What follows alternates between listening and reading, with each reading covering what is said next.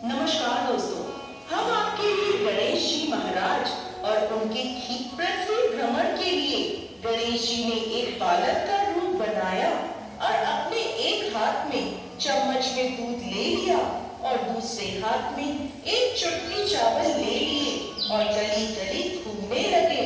साथ ही साथ आवाज लगाते जा रहे थे, कोई इन चावल और दूध से मेरी खीर बना दो, कोई इन चावल और दूध से मेरी खीर बना दो।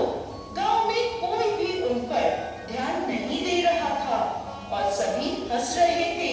ना समझ बालक चम्मच भर दूध और एक चुटकी चावल की खीर भी भला बन सकती है। ऐसे ही गणेश जी एक गांव से दूसरे गांव घूमते रहे, लेकिन कोई भी उनकी खीर बनाने को तैयार नहीं हुआ। ऐसे ही सुबह से शाम हो गई, कोई मेरी खीर बना दो, कोई मेरी खीर बना दो। अब गणेश जी ने सोचा, कोई भी मेरी खीर नहीं बना रहा, अब मैं क्या करूं? तभी वहां एक बुढ़िया अपनी झोपड़ी के बाहर बैठी थी। वो गणेश जी को देखकर बोली, बेटा ला, तेरी खीर का सामान मुझे दे दे, मैं तेरी खीर बनाती हूँ। गणेश जी बोले, माई, तुम्हारे घर में जो सबसे बड़ा बर्तन हो वो खीर बनाने के लिए ले आओ। बुढ़ी अम्मा ने सोचा, बच्चे का मन रखने के लिए सबसे बड़ा बर्तन ले आती हूँ। बुढ़िया माई घर का सबसे बड़ा बर्तन लेकर बाहर आई। गणेश जी ने चम्मच से दूध और चुटकी से चावल डालना शुरू किया। तब बुढ़िया माई के आश्चर्य की कोई सीमा नहीं रही। ये क्या चमत्कार है, कुछ समझ नहीं आ रहा। देखते ही देखते पतीला दूध से भर गया। बुढ़िया माई ने उस पतीले को चूल्हे पर चढ़ाकर खीर बनाना शुरू कर दिया। तब गणेश जी बोले, माई, तुम खीर बनाओ, मैं स्नान करके आता हूँ, मैं वापस आकर खीर खा लूंगा। बुढ़ी माई बोली, बेटा, इतनी ढेर सारी खीर का मैं क्या करूंगी? तब बालक गणेश बोले, माई, तुम सारे गांव को खीर खाने का न्योता दे दो। बुढ़ी माई बोली, ठीक है, मैं पूरे गांव को कह देती हूँ। बुढ़ी माई के खीर की खुशबू धीरे धीरे पूरे गांव में फैलने लगी। बुढ़ी अम्मा ने घर घर जाकर खीर खाने का न्योता दे दिया। आज मेरे घर खीर का प्रसाद बना है, आप चखने आना। पड़ोसनी बोली, अम्मा, इतने लोगों को खीर कहाँ से खिलाओगी? लोग उस पर हंसने लगे।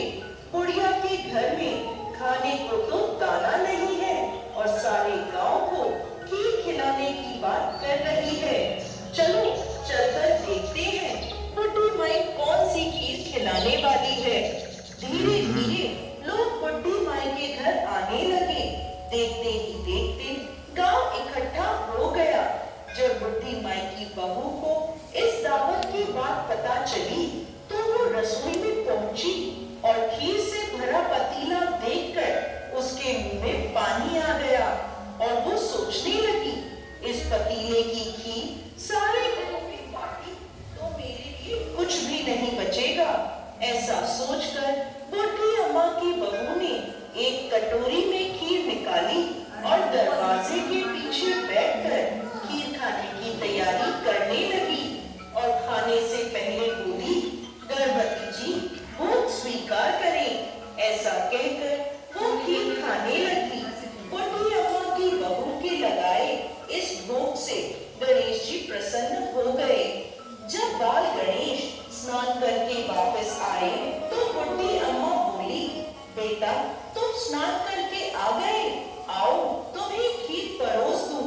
तब बाल गणेश बोले, माई, मेरा पेट तो खीर से भर गया, अब तुम खीर खा लो, अपने परिवार को खिलाओ और सारे गांव को खीर खिलाओ।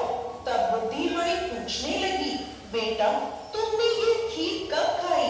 गणेश जी महाराज बोले, जब तुम्हारी बहू ने रसोई घर के दरवाजे के पीछे बैठकर मुझे भोग लगाया था, तब मैंने खीर खा ली।